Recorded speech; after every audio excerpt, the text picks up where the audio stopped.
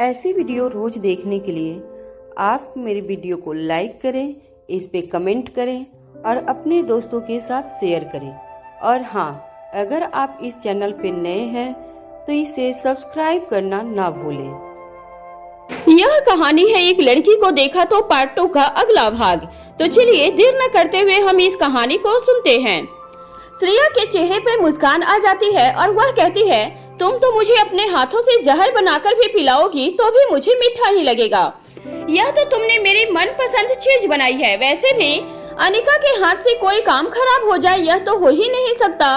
दोनों सहेलियों की मीठी नोक-झोंक सुनकर सभी हंसने लगते हैं। एक छोटा सा स्नैक ब्रेक लेने के बाद रिया श्रेया का हाथ पकड़ते हुए कहती है, चलिए मामी। फिर बात को बदलते हुए कहती है, नहीं नहीं, आप मेरी ट्रिपल मम्मी हैं। रिया की बात सुनकर सभी अचंभित होकर उसकी तरफ देखने लगते हैं। फिर वह अपनी बात को स्पष्ट करते हुए कहती है, मासी होने की वजह से एक बार मम्मी, 2 बार मम्मी, मामी होने की वजह से मतलब टोटल 3 बार मम्मी। रिया का लॉजिक सुनकर सभी हंसने लगते हैं। इस बात को सभी बहुत अच्छी तरह से जानते थे कि बातों के सामने वाले का दिल जीत लेने में रिया का कोई मुकाबला नहीं था। अपनी बात को पूरा करते हुए रिया आगे कहती है, तो मेरी ट्रिपलेट मम्मी, अब दूसरी सरप्राइज की बारी है। Are you ready? Shreya smile करते हुए रिया के गालों पर हाथ लगाते हुए कहती है, एक और सरप्राइज? हाँ, मैं तैयार हूँ। हॉल में अलग अलग जगह पर स्क्रीन्स को सेट किया गया था जिस पर अलग अलग फोटो और वीडियोज क्लिप चलाई जानी थी। इससे पहले कि यह शुरू हो पाता भूमिका का फोन बजने लगता है। भूमिका अपना फोन उठाकर एक तरफ चली जाती है और फिर 1 मिनट के बाद वापस आकर कहती है, सॉरी गाइज, एक इमरजेंसी है, मुझे जाना पड़ेगा। इसके बाद वह सभी को बाय कहकर हेडक्वार्टर के लिए निकल जाती है। इसके बाद श्रेया के लेफ्ट साइड स्क्रीन पर एक पिक्चर दिखाई देती है जिसमें वह रिया के साथ मस्ती करते हुए दिखाई देती है। तभी उसे अपनी राइट हैंड साइड पर लगी स्क्रीन से रिया की आवाज आती है। जब श्रेया उस ओर देखती है तो रिया अपने फोन के फ्रंट कैमरे से वीडियो बनाती हुई दिखाई देती है जिसमें पिंकी उसके साथ थी। उसे वीडियो में रिया कहती है, आई लव माई छोटी मम्मा। तभी पिंकी बड़ी सी स्माइल के साथ कहती है, आई लव माई मम्मा। इतने में पीछे से श्रेया आती है और अपने लेफ्ट हैंड में रिया को और राइट हैंड में पिंकी को उठाकर गोल गोल घूमने लगती है और कहती है, I love my both princess. जब श्रेया दोनों बच्चों को अपनी बाहों में लेकर गोल गोल घूमती है तो उसके शोर मचाने की आवाज सुनाई देती है। तभी एक वीडियो क्लिप दिखाई देती है जिसमें श्रेया यश के गोल गोल गालों को खींच रही थी। तभी यश अपने गालों को बचाते हुए इधर से उधर दौड़ लगाता हुआ दिखाई देता है और श्रेया उसे पकड़ने के लिए उसके पीछे पीछे दौड़ रही थी। इसी तरह की कुछ और वीडियो क्लिप्स के बाद श्रेया को अपने सामने वाली स्क्रीन से आवाज आती है जिसमें रिया कहती है, let's check this photo collage. यह शरीफ सी दिखाई देने वाली श्रेया मामी कितनी शरारती है, जरा देखो, मुझसे भी ज्यादा। उसके बाद बहुत सारी पिक्चर्स हर 10 सेकेंड के अंतर पर दिखाई देने लगती है। श्रेया की डांस करते हुए, पेंटिंग्स करते हुए, अलग अलग गेटअप में शरारतें करते हुए, ट्रॉफी जीतने के बाद खुश होते हुए। इसमें से बहुत सारी पिक्चर ऐसी थी जिस पर सभी प्राउड फील करने लगे तो कुछ पर जोर जोर से खिलखिलाकर हंसने लगे थे। जैसे लोगों का श्रेया के पीछे पीछे ऑटोग्राफ के लिए भागना और श्रेया का चेहरा छुपाकर गाड़ी में बैठने की कोशिश करना। लेकिन श्रेया की हाइट इतनी थी कि वह लड़कों के बीच भी आसानी से दिखाई दे रही थी। डांस कॉस्ट्यूम को पहनकर फ्लोर पर बैठकर श्रेया का रोल खाना, फोटो क्लिक करते समय अपनी आंखों को भैगोना कर लेना और जीभ बाहर निकाल देना। जहां मारवा हाउस में इतनी मस्ती चल रही थी वहीं हेडक्वार्टर में भूमिका का दिमाग टेंशन से फटा जा रहा था। तभी आईटी अशोक कहता है, आई एम सॉरी मैडम, मैंने बहुत कोशिश की पर यह लोग बहुत चालाक हैं। इनका आईटी एक्सपर्ट और टेक्नोलॉजी दोनों ही हमसे आगे हैं। इस तरह हम उन्हें कभी ट्रेस नहीं कर पाएंगे। तभी भूमिका का साथी अर्जुन सिंह कहता है, इस तरह परेशान होने से कुछ नहीं होगा भूमिका, आज नहीं तो कल वह हमारे हाथ आकर रहेंगे। भूमिका अपनी आवाज ऊंची करते हुए कहती है, आज या कल का इंतजार करने का वक्त नहीं है हमारे पास। यह लोग खतरनाक से ज्यादा निर्दयी हैं। तब तक न जाने कितनों के घर बर्बाद हो जाएंगे, वह भी बिना कसूर के, समझे अर्जुन? भूमिका के अर्जुन से मुलाकात अपने पिछले पोस्टिंग के दौरान हुई थी। अर्जुन एक काबिल ऑफिसर था। हर मिशन पर साथ में काम करते करते दोनों में अच्छी दोस्ती हो गई थी।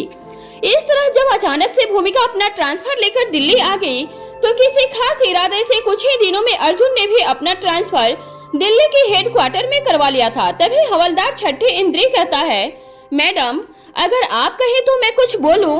भूमिका उसकी तरफ देखती है और कुछ नहीं कहती है। तभी अर्जुन सिंह कहता है, हाँ छठे इंद्री बोलो, क्या बात है। छठे इंद्री कहता है, पता नहीं क्यों मुझे ऐसा लग रहा है जैसे मैडम किसी न किसी ऐसे इंसान को जानती है जो मैडम की इस समस्या का हल कर सकता है। बस थोड़ा सा ठंडे दिमाग से सोचने की जरूरत है। अर्जुन कहता है, तुम कहना क्या चाहते हो, थोड़ा साफ साफ कहो। छठे इंद्री कहता है, वह मुझे नहीं मालूम, वह भूमिका मैडम को मालूम होगा। छठे इंद्री की बात सुनकर वहाँ मौजूद सभी के चेहरे हैरानी और सवाल से घिरे हुए दिखाई देने लगते हैं।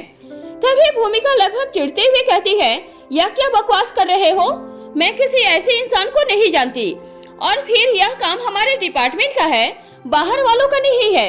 ऐसी चीजों में हम किसी की मदद नहीं ले सकते हैं। भूमिका के गुस्से को देखकर छठे इंद्री अपनी निगाहें जमीन में गड़ा लेता है। तभी अर्जुन सिंह भूमिका के कंधे पर हाथ रखता है। अर्जुन की ओर देखते हुए भूमिका झल्लाते हुए कहती है, अब क्या है, तुम भी कह लो जो कहना चाहती हो। अर्जुन कहता है, जरा ठंडे दिमाग से सोचो, उसकी मदद लेने में हर्जी क्या है। वैसे भी तुम्हें धोखा देने की गुंजाइश उसमें होती तो अब तक इंतजार नहीं कर रहा होता। हमारे डिपार्टमेंट के लिए वह बिल्कुल सही है। भूमिका अपनी भौवें चढ़ाते हुए कहती है, दोस्त होने का मतलब यह नहीं कि तुम अब अपनी लिमिट क्रॉस करोगे। मुझे क्या करना है और क्या नहीं यह मैं अच्छी तरह जानती हूँ। मुझे वह नहीं चाहिए, ना उसकी कोई मदद चाहिए। पिछले 2 दिनों से भूमिका ने कौटिल की सूरत भी नहीं देखी थी। यह चिड़चिड़ापन उसी का असर था जिसका भूमिका को जरा सा भी एहसास तक नहीं था। यहाँ हेडक्वार्टर में भूमिका झल्ला रही थी और वहाँ मारवा हाउस में आर्यन और एलेक्जेंडर एक बड़ा सा बॉक्स लेकर आते हैं। फिर श्रेया को उसे खोलने के लिए कहा जाता है। जब श्रेया उस बॉक्स को खोलती है तो उसमें से छोटे छोटे ड्रेस जैसे frock, pant, shirt, kurta pyjama, gown, hair band, crown, rubber band, bracelet, पायल, चूड़ियां, घड़ियां, शूज और बहुत सारे खिलौने निकलते हैं जो श्रेया ने अपने पहले बच्चे के लिए खरीदे थे। श्रेया कहती है, जब भी मेरा बच्चा मुझे मिलेगा तब मैं उसे यह सब दे दूंगी। यह सब चीजें देखकर श्रेया अनिका से कहती है, तुम्हें सामान इकट्ठा करने का बिल्कुल भी शौक नहीं है, फिर यह सब तुम्हारे पास कहां से आया। अनिका जवाब देती है, यह सब सामान सिर्फ 20-25 बॉक्स के अंदर ही आ गया था। तुम्हें बताओ, हमारे इतने बड़े बड़े घरों में यह सामान कितनी जगह घेरता, बताओ ना। इससे पहले कि अनिका की याददाश्त जाने के नाटक से पर्दा उठ जाए, अनिका ने अपनी बात को संभालते हुए कहा, मुझे अपना सामान इकट्ठा करने की आदत नहीं है, पर यह तो तुम्हारा सामान है ना, बस यूं ही पड़ा होगा तो मैंने सोचा होगा इसे यूं ही रखने देते हैं। अभी इसमें मैंने कुछ नहीं किया, मुझे इन सब के बारे में रिया ने बताया। रिया एक स्मार्ट लड़की थी, किसी भी अच्छी चीज का क्रेडिट लेने के पीछे हटने वालों में से बिल्कुल भी नहीं थी। वह अपनी मम्मी का इशारा तुरंत समझ गई और हाँ में हाँ मिलाते हुए कहती है, हाँ श्रेया मामी, पहले यह सब सामान आपके आउट हाउस में रखा हुआ था, मैंने इसे सबसे पहले वहीं पर देखा था। दरअसल श्रेया को बच्चे बहुत पसंद थे। अनिका इन सब चीजों के सहारे से श्रेया को अपनी पुरानी जिंदगी में वापस ले जाने की कोशिश कर रही थी, जिसमें वह अकेले होकर भी खुश थी। अब तो उसके पास 2 बच्चे थे, एक पिंकी और दूसरा जो आने वाला था। वह अपनी जिंदगी को खुशी खुशी बिता सकती थी। यहाँ मारवा हाउस में मीठी यादें संजोई जा रही थी। वहाँ योगराज अनिका को गहरा घाव देने की फिराक में लगा था। तभी योगराज का आदमी गजेंद्र आकर कहता है, भैया जी, श्रेया की लोकेशन का पता चल गया है। आज वह मारवा हाउस में है, खबर मिली है कि शाम तक वहीं रुकने वाली है। योगराज कहता है, अरे वाह, मैंने सोचा नहीं था इतनी जल्दी अवसर हाथ लग जाएगा। ठीक है, आगे की योजना बनाकर अपने आदमियों को भेजो। गजेंद्र कहता है, भैया जी एक समस्या है। युवराज कहता है, अब इसमें क्या समस्या है?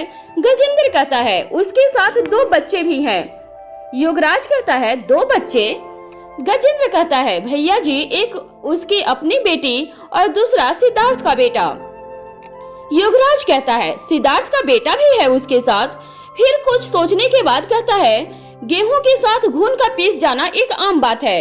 अगर आवश्यक लगे तो उन दोनों को भी ठिकाने लगा देना और अगर जरूरत ना पड़े तो डरा कर छोड़ देना। गजेंद्र कहता है, भैया जी, बच्चों को छोड़ देना ही ठीक रहेगा। अगर श्रेया की बेटी मर जाएगी तो अनिका श्रेया को किसके लिए बचाएगी? कोई होना भी तो चाहिए जिसके लिए श्रेया को बचाया जाए। युवराज कहता है, काफी समझदार हो गए हो तुम। तभी मारवा हाउस में आर्यन आगे कहता है, इस माहौल को और भी इंटरेस्टिंग बनाने के लिए कुछ और चीजें भी प्लान की गई है। सभी दिल थाम कर बैठिए, क्योंकि हमारे बीच में मौजूद है एक बेहतरीन नायाब डांसर, मेरी प्यारी सी बहन पिंकी। अब होगी एक खूबसूरत परफॉर्मेंस। जब पिंकी को इस तरह डांस करने में झिझक होती है तो आर्यन के कहने पर रिया पिंकी का साथ देते हुए डांस करने के लिए खड़ी हो जाती है। फिर दोनों लड़कियां डांस फ्लोर पर एक से बढ़कर एक स्टेप करना शुरू करती हैं। थोड़ी ही देर में यह डांस कंपटीशन में बदल जाता है। पिंकी डांस के बदले में बिल्कुल अपनी मम्मा पर गई थी। पिंकी डांस की कई शैलियों में अपना प्रदर्शन दे सकती थी। जैसे जैसे गाने बदलते वैसे वैसे पिंकी के डांस की शैली बदल जाती थी। पिंकी का पतला लंबा शरीर देखकर कोई भी यह अनुमान नहीं लगा सकता था कि डांस के लिए जिस ताकत और नजाकत की जरूरत होती है, पिंकी में वह दोनों थी। इतनी छोटी सी उम्र में भी डांस करते हुए उसकी भाव, भंगिमा और पोज इतने परफेक्ट थे कि जितने किसी उम्र दराज प्रोफेशनल के हो। दरअसल पिंकी चुपचाप रहने वाले बच्चों में से थी। बहुत ज्यादा दोस्त बनाना उसकी आदत में शुमार नहीं था और न ही उसका खेल कूद में ज्यादा भाग लेती थी।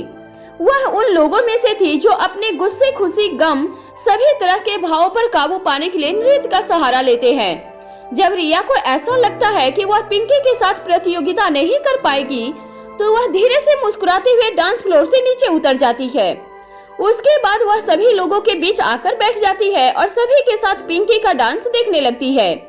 यही वह वक्त था जिसके इंतजार में अनिका काफी समय से बैठी हुई थी।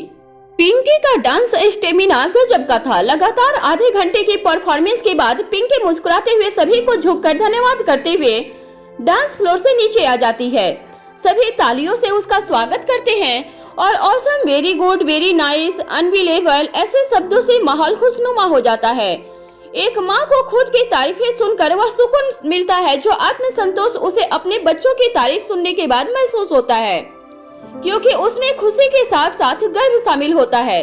तभी प्रीति कहती है, बच्चों में अपने माँ बाप के ही गुण आते हैं। श्रेया दीदी, आप इतना अच्छा डांस करती हैं और पिंकी भी बिल्कुल आपके ही नक्शे कदम पर है। मैं तो यह कहूंगी कि वह आपसे भी एक कदम आगे है। ऐसा कहकर वह पिंकी को अपनी तरफ खींचते हुए अपने गले से लगा लेती है और कहती है, कीप इट अप डियर। तभी सावित्री कहती है, बिल्कुल सही बात है, बच्चे अपने माँ बाप पर ही जाते हैं। अब हमारे आर्यन बाबा को ही ले लो, बिल्कुल रोहित बाबा पर गए हैं। देखना, बड़े होकर बिजनेसमैन बनेंगे। और हमारे अलेक्जेंडर बाबा बिल्कुल अपनी मम्मा पर गए हैं। अभी से विज्ञान की बड़ी बड़ी बातें पता होती हैं उन्हें। वह बड़े होकर काबिल डॉक्टर या वैज्ञानिक बनेंगे। दोनों अपने माँ बाप का नाम रोशन करेंगे और मेरा मन कहता है यह दोनों अपने माता पिता से एक कदम आगे ही रहेंगे। तभी आर्यन पिंकी से कहता है, पिंकी, हम दोनों भाइयों का तो पहले से ही तय है कि बड़े होकर क्या बनना है। अब तुम बताओ, क्या तुम बड़े होकर डांस को अपना कैरियर बनाओगी? पिंकी शर्माकर हाँ कहते हुए अपनी गर्दन हिलाती है।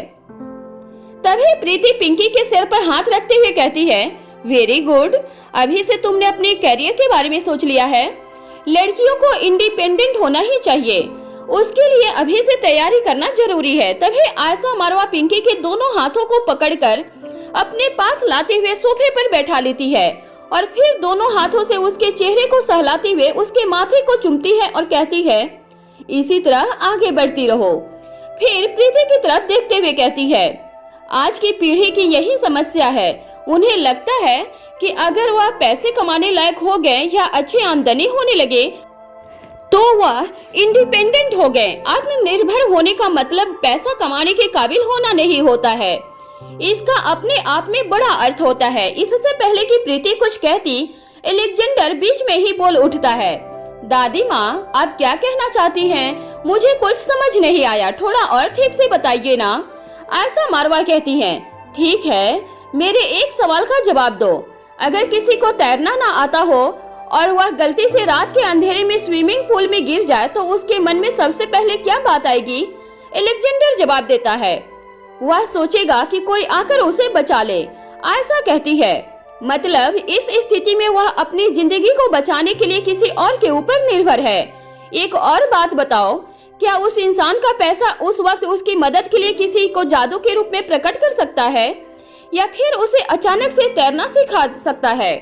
तभी आर्यन कहता है, नहीं नहीं, अगर वहाँ कोई मौजूद नहीं है तो पैसे से जान नहीं बचाई जा सकती है। यह तो हो सकता है कि अगर वह पहले से ही अपने साथ किसी ऐसे इंसान को लेकर घूम रहा होता जिसे तैरना आता हो, तो वह उसकी जान बचा सकता था। लेकिन हमारी जिंदगी में ऐसा वक्त जरूर आता है जब हम अकेले वक्त गुजारना चाहते हैं, या फिर बहुत बार हमें अकेले ही कहीं जाना पड़ता है, ऐसा मारवा कहती है। अब बताओ, अगर उस पानी में डूबते हुए इंसान ने पहले से ही तैरना सीखा होता तो? तभी रिया झट से कहती है, तो वह खुद ही तैरकर बाहर आ जाएगा, उसे किसी की मदद की जरूरत नहीं है, उसकी जान वह खुद ही बचा सकता है। फिर आयशा कहती है, बिल्कुल सही कहा रिया आपने, इसीलिए किसी एक चीज में महारथी होने के साथ साथ बाकी सब चीजों में कम से कम क्वालिफाइंग लेवल का तो होना चाहिए ही, तभी आत्मनिर्भरता के आसपास पहुंचा जा सकता है। फिर सभी की तरफ देखते हुए कहती है, यह दुनिया एक दूसरे की मदद से ही चलती है। हमारी निर्भरता जितनी ज्यादा खुद पर होगी, हम उतने ही ज्यादा आत्मनिर्भर होंगे और हमारी जिंदगी की समस्याएं उतना ही कम होगी। कहने का मतलब, हमें अपनी पूरी जिंदगी नई नई चीजों को सीखते रहना चाहिए। सीखी हुई कोई भी चीज कभी भी बेकार नहीं जाती है, कभी न कभी आड़े टेढ़े वक्त पर काम आ ही जाती है। इसके बाद वहां मौजूद सभी गंभीर होकर आयशा मारवा की कही हुई बात पर गौर करने लगते हैं। तभी माहौल को देखते हुए आयशा मारवा अपनी बात को बदलते हुए कहती है, चलो अब बहुत हो गई ज्ञान की बातें, अब बारी है अगले चरण की।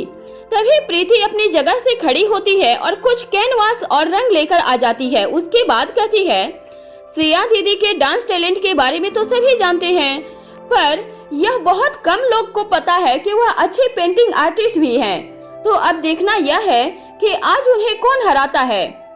इसमें सभी का भाग लेना अनिवार्य है और सभी ईमानदारी से अपनी तरफ से जीतने की पूरी कोशिश करेंगे।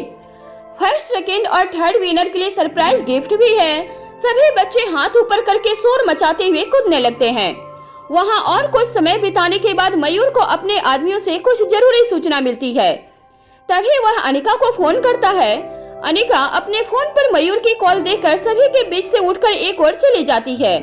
उसके बाद मयूर कहता है, एक जरूरी इंफॉर्मेशन मिली है, बात इतनी जरूरी थी कि तुरंत कॉल करनी पड़ी।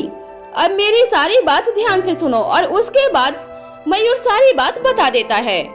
अनिका कहती है, तुम चिंता मत करो, आगे क्या करना है मैं देख लूंगी। मयूर की कॉल कटने के बाद अनिका अब्दुल्ला को कॉल करती है और तुरंत आने के लिए कहती है।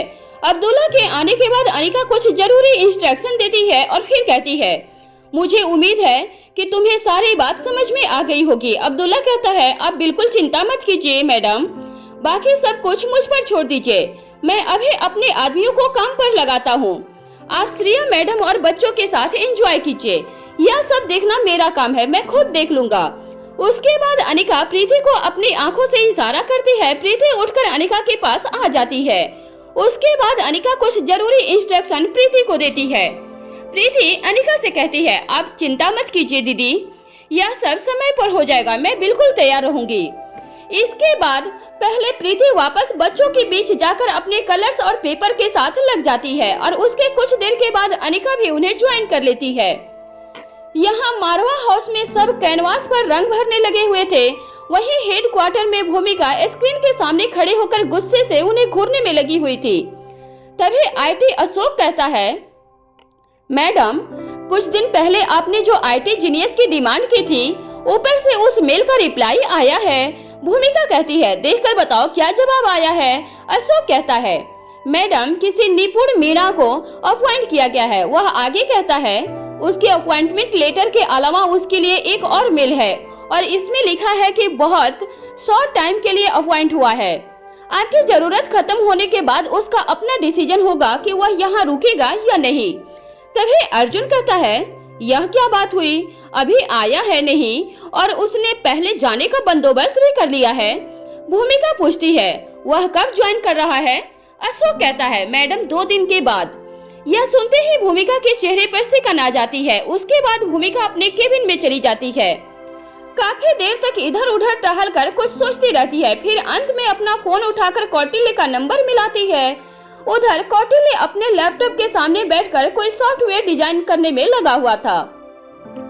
फोन के लगातार 3-4 बार बजने के बाद वह बिना अपने लैपटॉप से अपनी आंखें हटाए फोन पर आई हुई कॉल पिक करने कान पर लगा लेता है और कहता है, हाँ बोलो, कौन बात कर रहा है? यह सुनते ही भूमिका को ऐसा लगता है जैसे उसके शरीर का खून जम गया हो। फिर अपने आप को संभालते हुए भूमिका कहती है, तो अब तुमने मेरा फोन नंबर भी डिलीट कर दिया है? भूमिका की आवाज सुनते ही कौटिल्य का पूरा ध्यान अपने लैपटॉप से हटकर फोन पर आ जाता है। उसके चेहरे पर बड़ी सी मुस्कान आ जाती है, जिस पल वह लंबे अरसे से इंतजार कर रहा था कि कम से कम भूमिका उसे फोन पर ही मेल जुल करे। इसके बाद कौटिल्य अपनी खुशी को छुपाते हुए कहता है, नहीं नहीं, ऐसी बात नहीं है, दरअसल मैंने देखा नहीं।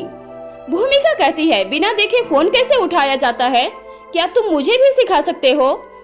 कौटिल्य भूमिका के मूड को देखते हुए खामोश हो जाता है। उसे लगता है इस वक्त कुछ भी कहना बात को बिगाड़ सकता था।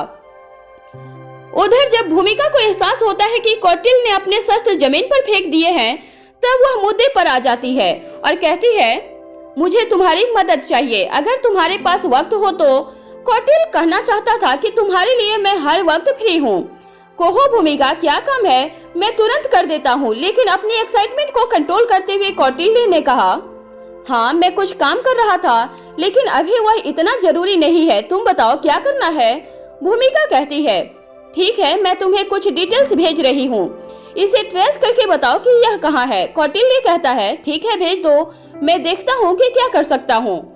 कौटिल्य से बात करने के बाद भूमिका को इस बात का एहसास होता है कि उसका गुस्सा कुछ ठंडा हो गया है, लेकिन उसे लगता है कि यह सब अपने टारगेट को ट्रेस नहीं कर पाने के स्ट्रेस की वजह से था। लेकिन अब उसका ट्रेस करना तय है, इसलिए मेरा गुस्सा ठंडा हो गया है। वहीं भूमिका के बदले हुए मिजाज देखकर अशोक, अर्जुन सिंह और छठे इंद्रिय हैरत में पड़ जाते हैं। फिर एक दूसरे का चेहरा देखते हैं, लेकिन इस वक्त भूमिका से कुछ भी पूछने या कहने की हिम्मत किसी में नहीं थी। जो बात खुद भूमिका को समझ नहीं आ रही थी, अर्जुन सिंह उस बात को बहुत ही आसानी से समझ गया था कि यह भूमिका के तेवर अचानक से बदल कैसे गए। उसके बाद भूमिका अशोक से कहकर वह सारी डिटेल्स कौटिल्य के पास भिजवा देती है।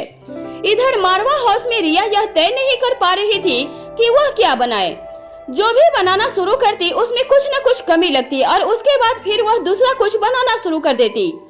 रिया के साथ यह सब इसलिए हो रहा था क्योंकि इस वक्त उसके दिमाग में घमासान युद्ध चल रहा था, क्योंकि रिया को इग्नोरेंस बिल्कुल भी बर्दाश्त नहीं थी। एक तरफ आर्यन की तारीफ की गई और उसे डैडी जैसा बताया गया था, वहीं दूसरी तरफ एलेक्जेंडर की भी तारीफ की गई थी, उसे मम्मा जैसा बताया गया था, लेकिन रिया का जिक्र तक नहीं आया था। रिया के मन में अचानक ही यह सवाल पैदा हो गया, क्या मेरे अंदर मॉम डैड में से किसी के जैसा कोई भी खूबी नहीं है? रिया स्वभाव से जितनी मीठी थी उतनी ही हाजिर जवाब भी थी।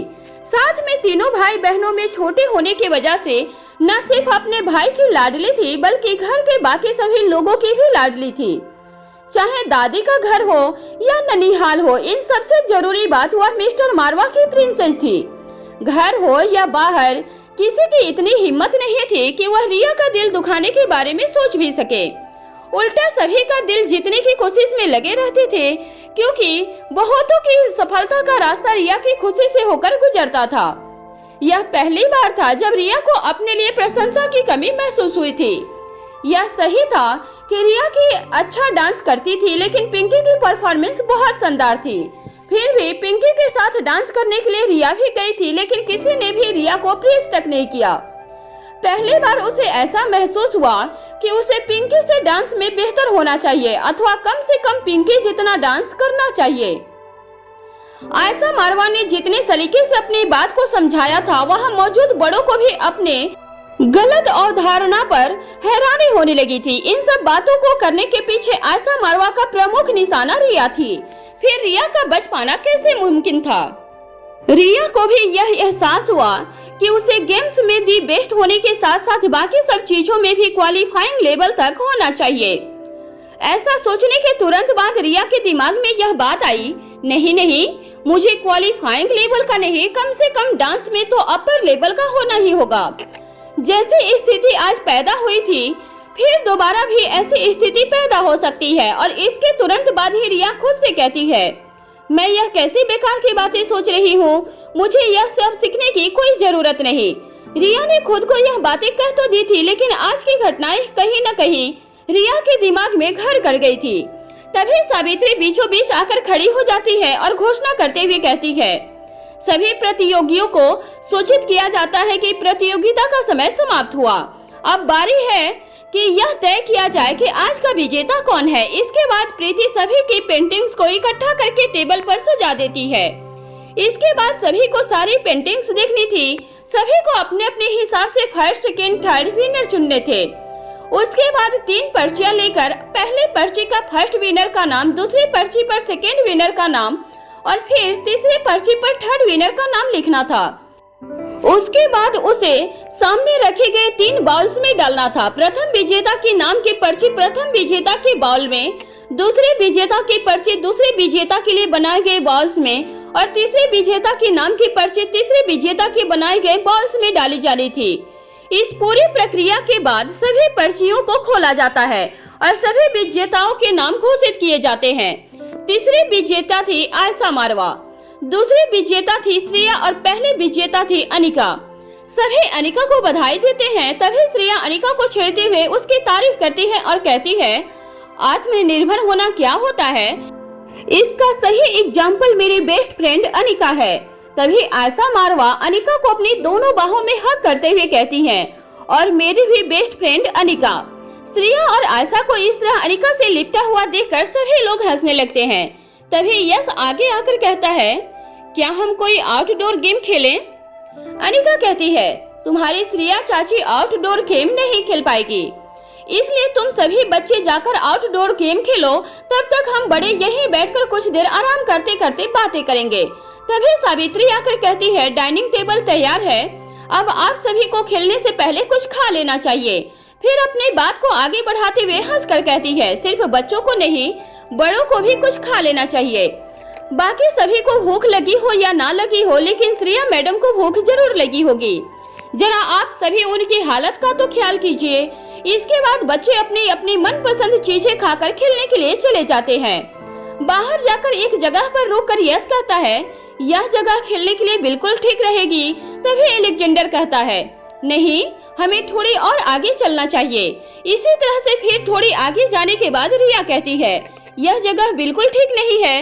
वैसे भी तुम तीनों अपनी कोई गेम खेलना, पिंकी और मैं यहाँ पर बैठकर टैब पर गेम्स खेलेंगे। तभी पिंकी अपनी पतली मीठी आवाज में कहती है, नहीं रिया, हम भी इन तीनों के साथ खेलेंगे, कितना मजा आएगा ना।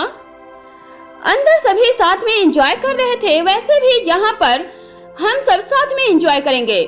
दरअसल आर्यन और पिंकी की शुरू से ही बहुत बनती थी। आर्यन ने मौका मिलते ही पिंकी को समझा दिया था कि वह बाहर जाकर उसके साथ आउटडोर गेम खेले, न कि रिया के साथ ऑनलाइन गेम्स।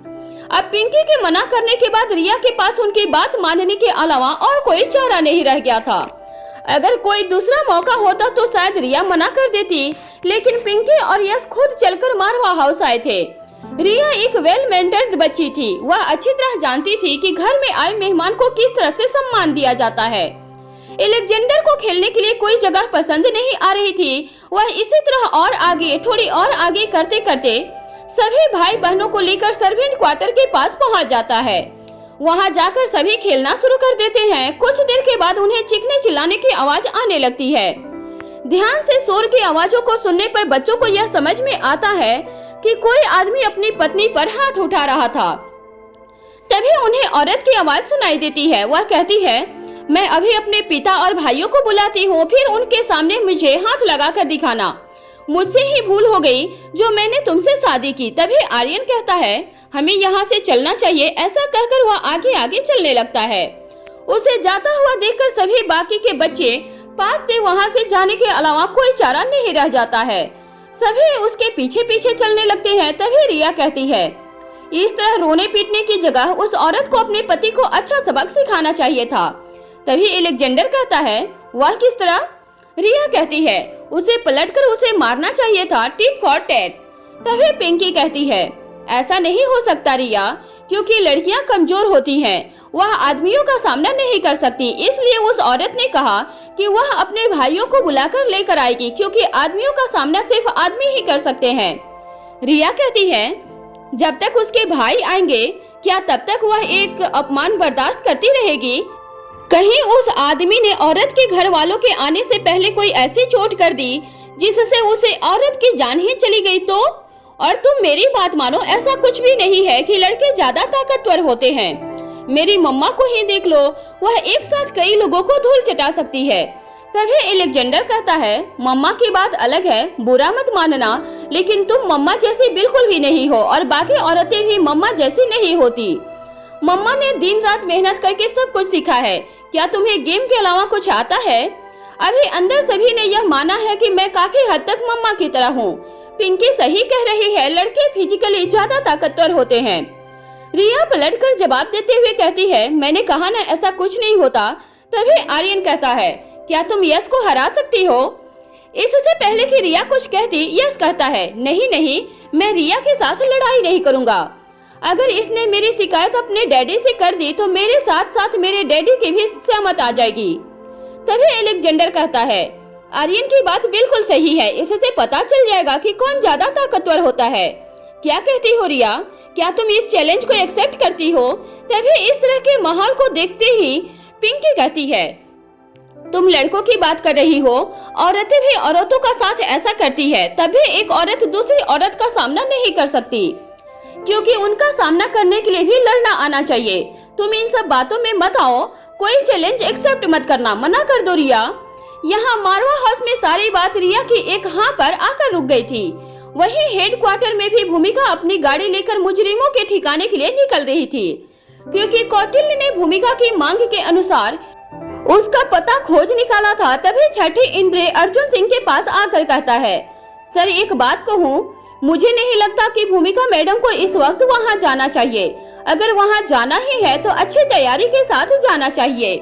इससे पहले कि अर्जुन सिंह भूमिका को कुछ समझाएं, भूमिका अर्जुन सिंह से यह कहकर अपनी गाड़ी लेकर वहाँ से निकल जाती है ज्यादा चिंता करने की कोई जरूरत नहीं है, मैं सिर्फ वहाँ का एक चक्कर लगाकर लौट आऊंगी, उसके बाद तय करेंगे कि आगे क्या करना है।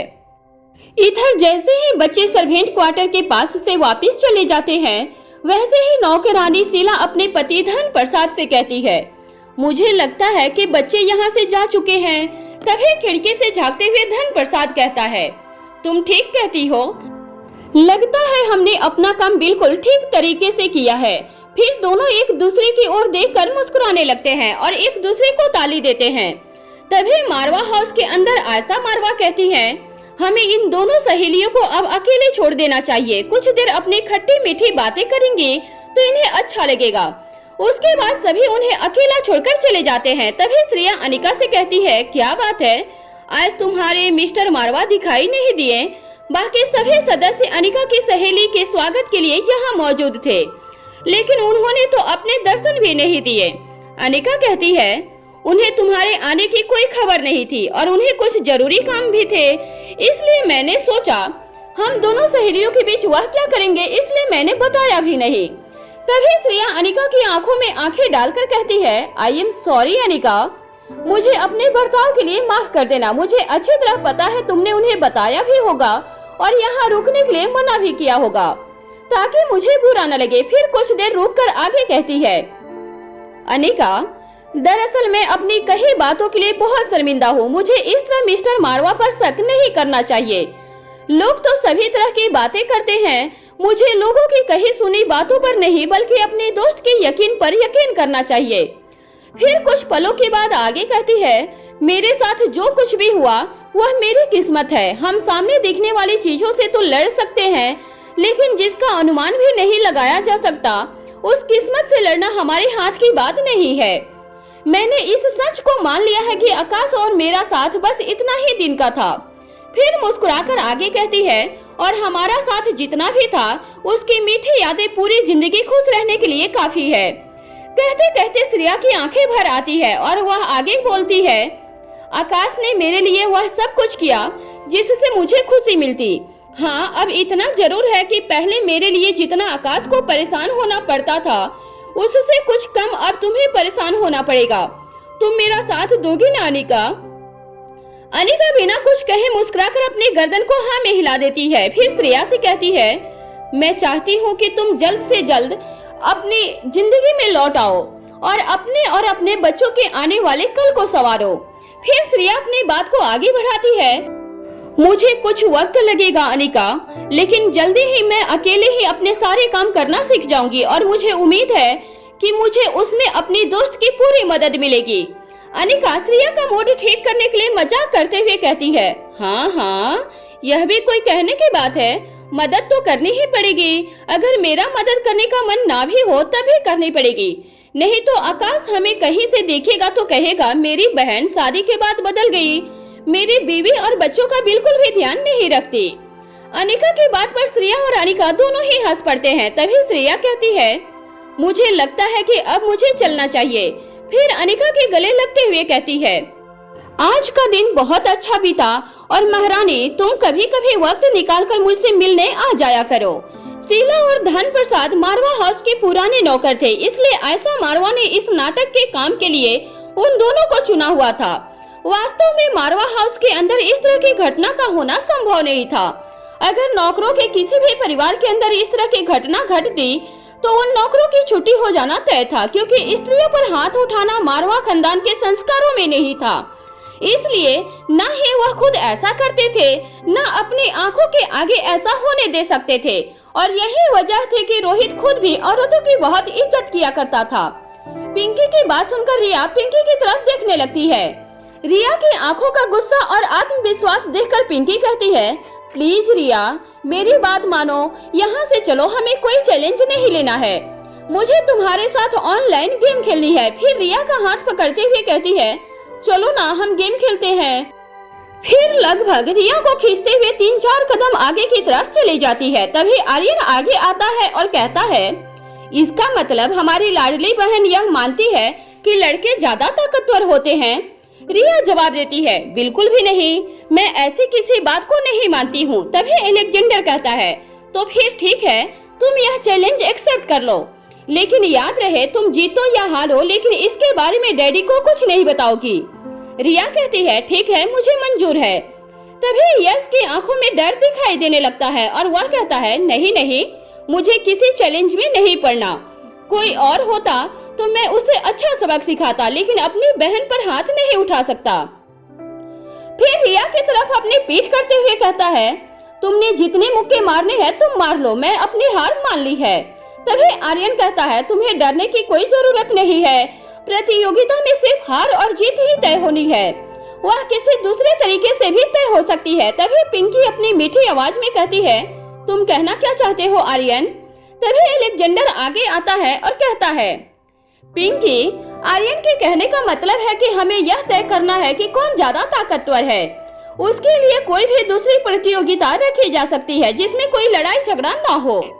जैसे हम इन दोनों के बीच में रेस कंपटीशन रख सकते हैं, या फिर भारी चीज को उठाने का कंपटीशन कर सकते हैं, या फिर कोई भी दूसरा कड़ी बाधा प्रतियोगिता तैयार कर सकते हैं। इससे यश को भी कोई एतराज नहीं होगा। क्यों यश, मैंने सही कहा ना?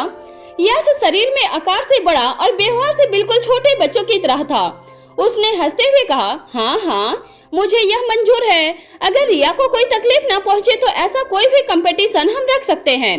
तभी पिंकी कहती है, तुम दोनों के कहने का मतलब है कि जितनी स्टेमिना ज्यादा होगी वह ज्यादा ताकतवर होगा, और जो ज्यादा ताकतवर होगा वही दूसरे को हरा सकता है, यानी कि वही विनर होगा। आर्यन कहता है, बिल्कुल सही समझे तुम पिंकी। अभी बच्चों में यह सब चल ही रहा था कि इतने में एक नौकर ने आकर कहा, आप सभी को अंदर बुलाया है, शायद श्रेया मैडम के वापस जाने का समय हो गया है। अलेक्जेंडर कहता है, ठीक है, हम सभी आते हैं। तभी नौकर के जाने के बाद यश कहता है, ठीक है, तो हम यह कंपटीशन किसी और दिन रख लेते हैं, देखना मैं ही जीतूंगा। फिर आर्यन और अलेक्जेंडर की ओर देखते हुए कहता है, कंपटीशन किस दिन रखना है यह तुम दोनों डिसाइड करके मुझे बता देना, लेकिन रिया अपनी शर्त मत भूलना। कंपटीशन का रिजल्ट जो भी हो तुम अपने डैडी से कुछ भी नहीं कहोगी। रिया कहती है, ठीक है। तभी अलेक्जेंडर कहता है, कंपटीशन का दिन और कंपटीशन में कौन कौन से गेम्स होंगे हम तुम्हें वह भी बता देंगे। फिर रिया की तरफ देखते हुए कहता है, रिया तुम भूल मत जाना, अपने शब्दों पर टिकी रहना। चलो अब चलते हैं। अलेक्जेंडर की बात सुनकर रिया उसे तेज लुक देती है।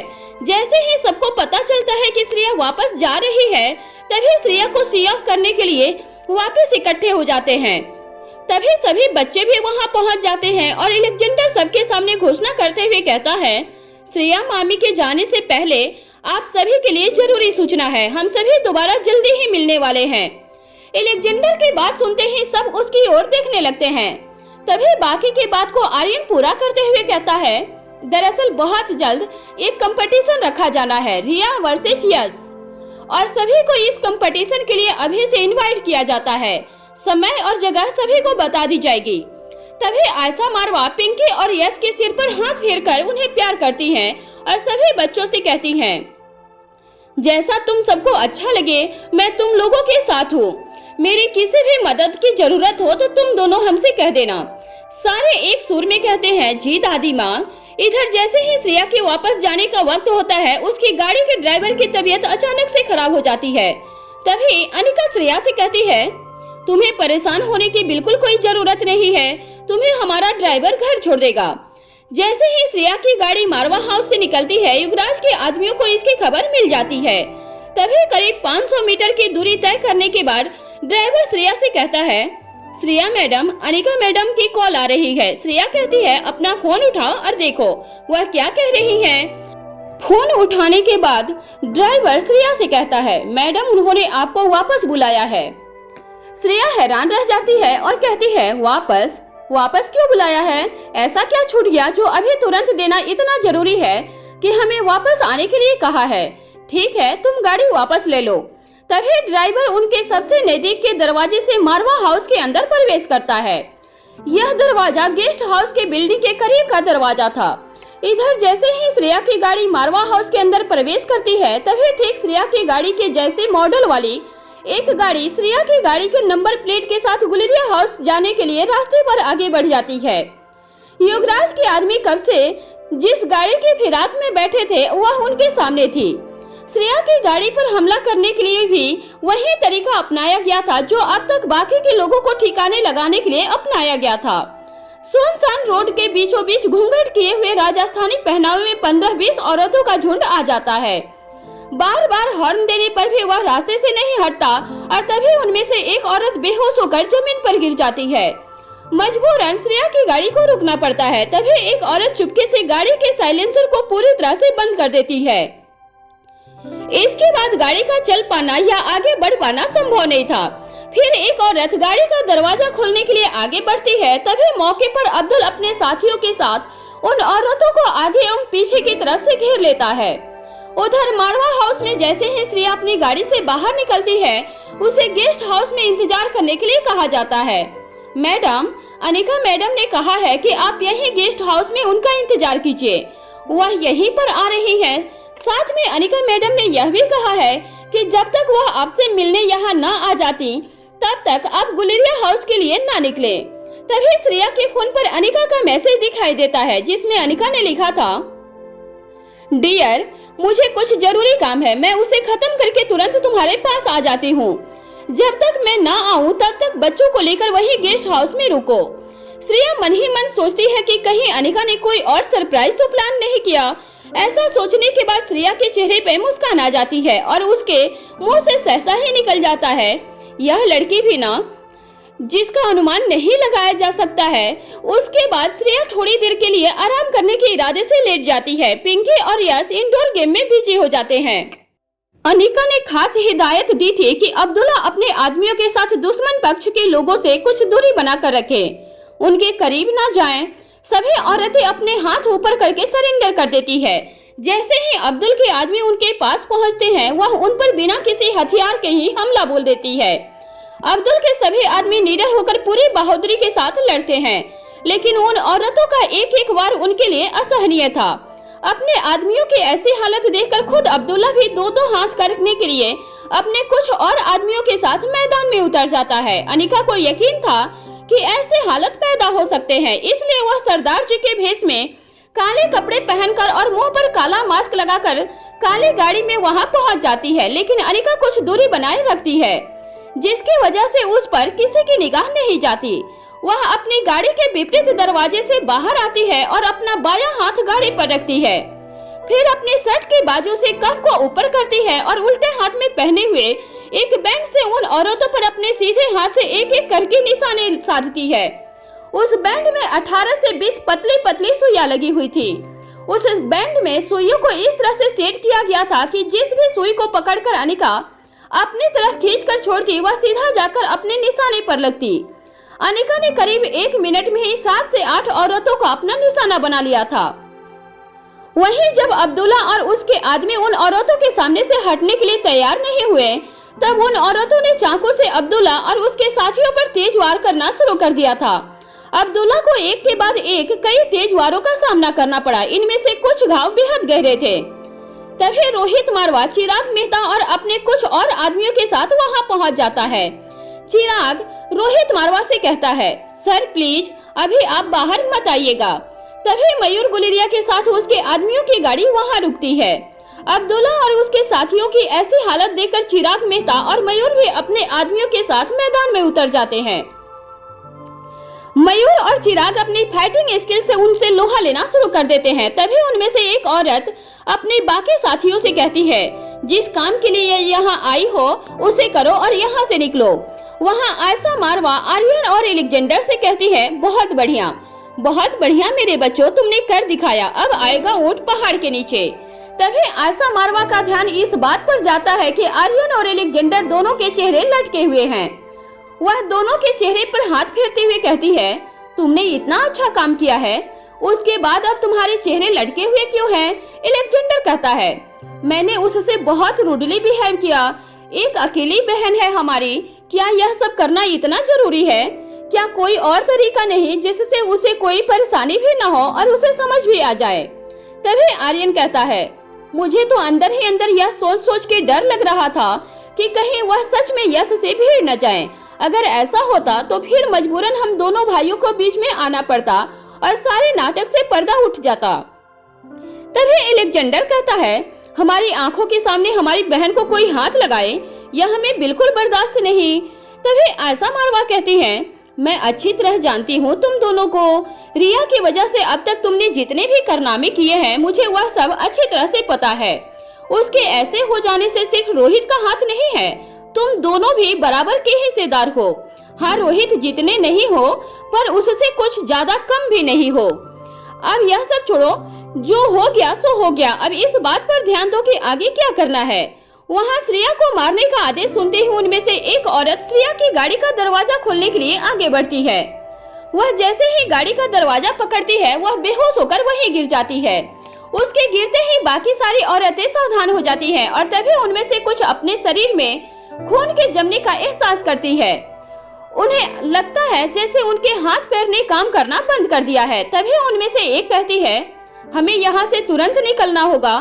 उसके ऐसा कहते ही एक औरत उस बेहोश हुई औरत के गले पर चाकू से तेज वार करती है। वह औरत वहीं छटपटाने लगती है और थोड़ी ही देर में वहीं दम तोड़ देती है। लेकिन उसके मरने से पहले ही वह सारी औरतें एक साथ दौड़ना शुरू कर देती है। कुछ दूर दौड़ने के बाद उनके पास से एक ट्रक गुजरता है। वह सारी औरतें एक एक करके दौड़ते दौड़ते उस ट्रक के पीछे चढ़ना शुरू कर देती है। उनकी आंखों के सामने सब कुछ धुंधला दिखाई देने लगता है और फिर आगे उन्हें कुछ पता नहीं चलता। अब्दुल्ला या उसके साथियों में से कोई ऐसा नहीं था जो उनका पीछा कर सके, क्योंकि सभी घायल हो चुके थे। तभी रोहित मारवा अपनी ब्लूटूथ डिवाइस से अनिका से पूछता है, आगे क्या करना है? अनिका कहती है, वह दौड़कर ज्यादा दूर तक नहीं जा पाएंगी, उनमें से कोई न कोई हमारे हाथ जरूर लग जाएगी। अपने आदमियों को कहो कि जाकर उन्हें उठा लाएं। तभी रोहित मारवा अपनी गाड़ी से बाहर आता है और चिराग मेहता को इशारा करता है। रोहित मारवा का इशारा पाते ही चिराग अपने आदमियों को उनके पीछे जाने का इशारा करता है। जब रोहित मारवा के आदमी उस तरफ जाते हैं तो प्रीति पहले से ही उन्हें वहां मौजूद मिलती है, जो एक जैमर लगी हुई वैन में एक औरत को उठाकर अंदर डाल रही थी। प्रीति को देखकर वह आदमी वहां रुक जाते हैं। प्रीति कहती है, अभी ऐसे और तोहफे रास्ते में मिलेंगे, जल्दी करो।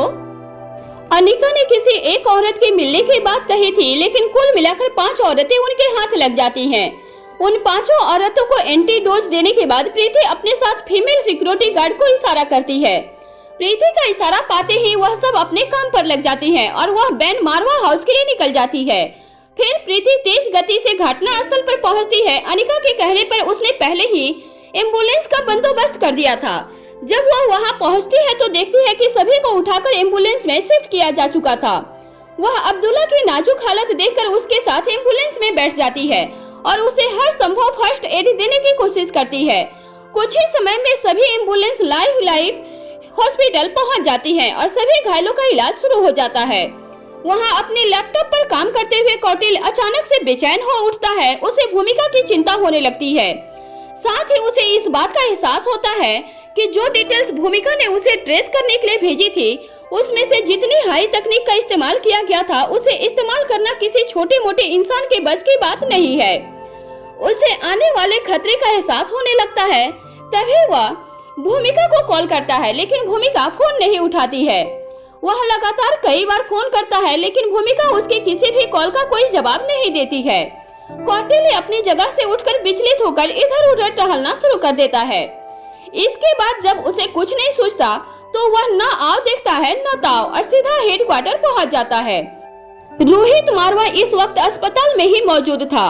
रोहित मारवा आसानी से अपना टेम्पर खो देने वाले लोगों में से नहीं था, लेकिन अपने आदमियों की ऐसी हालत देखकर उसकी आंखों में खून उतर गया था।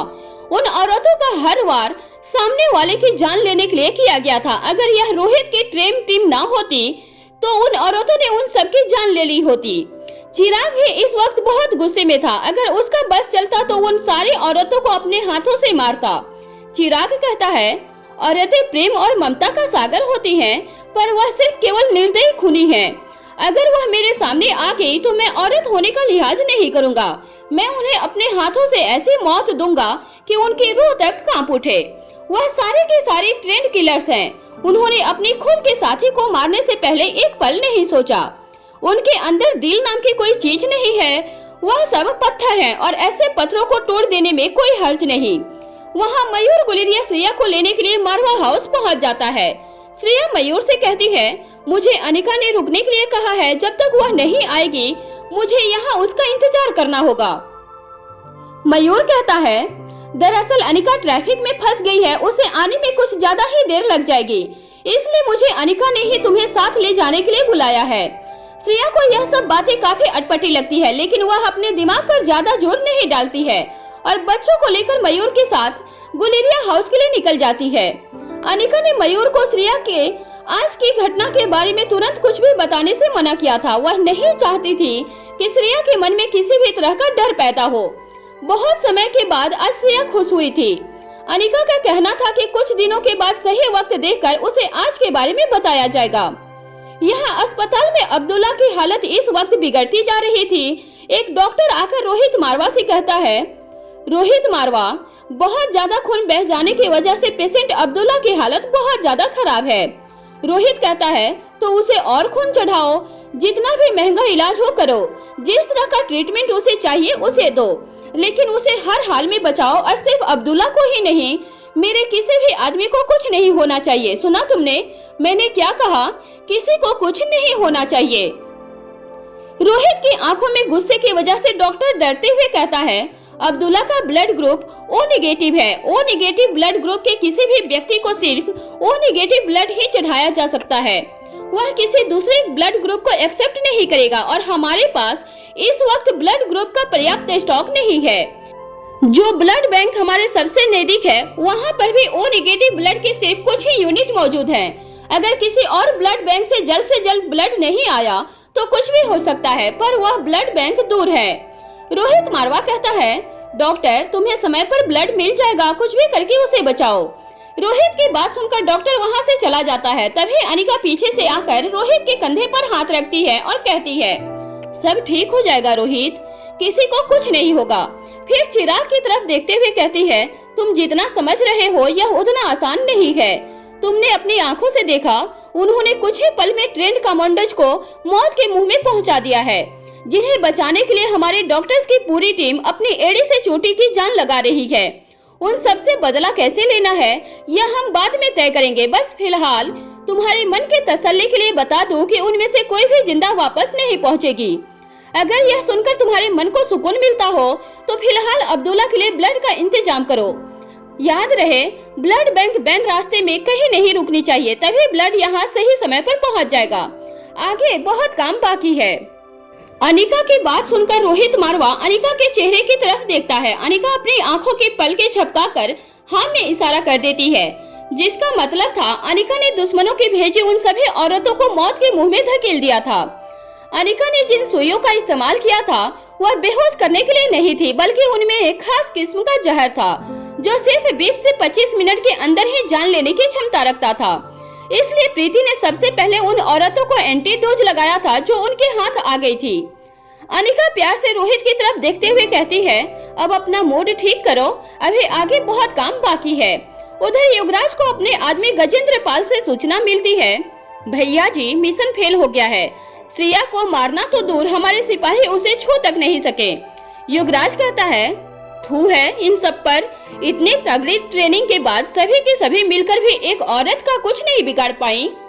अब इन्हें माँ साहब के प्रकोप से कोई नहीं बचा सकता। तभी गजेंद्र पाल कहता है, भैया जी प्रकोप झेलने के लिए जिंदा भी होना चाहिए। युवराज कहता है, तुम कहना क्या चाहते हो, जरा साफ साफ कहो। गजेंद्र पाल कहता है, भैया जी इनमें से कोई भी जिंदा नहीं है। मुझे लगता है मिसल फेल हो जाने की वजह से माँ साहब के खौफ से सभी ने आत्महत्या कर ली है। युवराज कहता है, यह तो अच्छा ही हुआ कि खुद ही मर गई, वैसे भी यहाँ चुक जाने की सजा मौत ही है। तुम्हारा काम कम हो गया, अब सिर्फ सबको ठिकाने लगाना बचा है, सबको ठिकाने लगा दो। तभी युवराज का आदमी गजेंद्र पाल कहता है, भैया जी एक समस्या भी है। युवराज कहता है, अब इसमें समस्या क्या है, बोलो अब क्या हुआ, क्या यह काम पहली बार कर रहे हो? गजेंद्र पाल कहता है, भैया जी इनमें से हमारे 6 सिपाही कम हैं। गजेंद्र पाल की बात सुनकर युवराज का दिमाग घूमने लगता है। एक पल के लिए वह सुन रह जाता है, फिर खुद को संभालते हुए कहता है, तुम होश में तो हो ना? तुम्हें पता है कि तुम क्या कह रहे हो? ऐसा कैसे हो सकता है? तुमने हर वक्त उन पर निगाहें रखी थी, बोलो रखी थी या नहीं? गजेंद्र पाल कहता है, जी भैया जी हम हर वक्त उन पर निगाहें बनाए हुए थे। उन्होंने जैसे ही वहां से दौड़ना शुरू किया, हम तुरंत अपना ट्रक लेकर उन्हें लेने के लिए चले गए। युवराज कहता है, तब फिर तुम्हारी आंखों के सामने से हमारा सिपाही कैसे गायब हो गई? गजेंद्र पाल कहता है, पता नहीं भैया जी, एक को छोड़कर बाकी सभी एक साथ वहां से दौड़ी थी और करीब 200 से 250 मीटर की दूरी पर ही सभी ट्रक में सवार हो गई थी। तभी युवराज कहता है, रुको रुको, पहले यह बताओ एक को छोड़कर मतलब? गजेंद्र पाल कहता है, भैया जी एक सिपाही वहीं बेहोश होकर गिर गई थी, पर चिंता वाली कोई बात नहीं है। बाकी सिपाहियों ने दौड़ने से पहले उसके गले पर तेज वार किया था, उसका बच पाना नामुमकिन है। उसने थोड़ी ही देर में दम तोड़ दिया होगा। युवराज कहता है, ठीक है, लेकिन बाकी के 5 तुम्हारे चलते हुए ट्रक से कहां जा सकती है? कहीं ऐसा तो नहीं कि तुमने ठीक से देखा ही न हो और वह 5 डरकर कहीं भाग गई हो या फिर उनके हाथ लग गई हो? गजेंद्र पाल डरते हुए कहता है, नहीं भैया जी, मैंने अपनी तरफ से काम में कोई कोताही नहीं बरती, लेकिन मालूम नहीं कि वह सब कहां गई। युवराज अपने सिर पर हाथ रखता है और उसे मसलने लगता है। दूसरी तरफ गजेंद्र पाल फोन पर युवराज के अगले आदेश का इंतजार करता है। फिर युवराज कहता है, ध्यान से सुनो, अगर इस बार माँ साहब को यह पता चल गया कि उनका आदेश पूरा नहीं हुआ है और साथ में 5 सिपाही उनमें से गायब हैं, तो उनसे पहले हमारा मरना तय है। इस बात को यही दबा दो और आगे खबर पहुंचा दो कि सभी सिपाही शहीद हुए, और हाँ, बाकी के सिपाहियों को ढूंढने के लिए अपने आदमी को दौड़ा दो। तभी गजेंद्र पाल कहता है, भैया जी मैंने अपने आदमियों को पहले ही इस काम पर लगा दिया है। तभी गजेंद्र पाल डरते डरते आगे कहता है, भैया जी मौत की तलवार तो हमारे सर पर लटकी ही है, आप तो अब उनके अपने हैं, भला आपको कौन कुछ कर सकता है? तभी युवराज कहता है, अपना पराया होने से पहले याद रखना वह माँ साहब हैं। अपने उद्देश्य की पूर्ति के लिए वह किसी की भी बलि चढ़ा सकती हैं। न जाने अब तक कितने कहां दफन हुए, किसी को कानो कान खबर तक नहीं। फिर युवराज आगे कहता है, अपना काम पूरा करो और जल्दी से वापस लौटो और फिर मुझे विस्तार से बताओ कि वहाँ क्या क्या हुआ। वहाँ गुलेरिया हाउस में मयूर श्रेया और दोनों छोटे बच्चों को लेकर पहुँच जाता है। नंदिनी इधर उधर बेचैन टहल रही थी। जैसे ही वह दोनों बच्चों को अपनी आंखों के सामने देखती है, दौड़कर उन्हें गले लगा लेती है। पहले यश को ऊपर से नीचे तक अपने दोनों हाथों से छूते हुए आगे पीछे घुमाकर चेक करती है। उसके बाद इसी तरह पिंकी को भी आगे पीछे दाएं बाएं सभी तरह घुमाकर अपने हाथों से छूकर देखती है और फिर पूछती है, तुम दोनों ठीक तो हो ना? इतने में श्रेया मुस्कुराते हुए जवाब देती है, नंदिनी भाभी, हम मारवा हाउस से लौट रहे हैं, कुश्ती करके नहीं। फिर हंसते हुए आगे कहती है, आपको यकीन नहीं होगा कि यश ने आपको पूरा दिन बिल्कुल भी याद नहीं किया, लेकिन आपको देखकर ऐसा लग रहा है कि आप पूरा दिन सिर्फ यही कर रही थी। श्रेया की बात सुनकर नंदिनी श्रेया के सिर पर हाथ रखती है और अपने हाथ को खिसकाते हुए श्रेया के हाथ तक ले जाती है और फिर श्रेया का हाथ अपने हाथ में लेते हुए कहती है, तुम ठीक हो न श्रेया?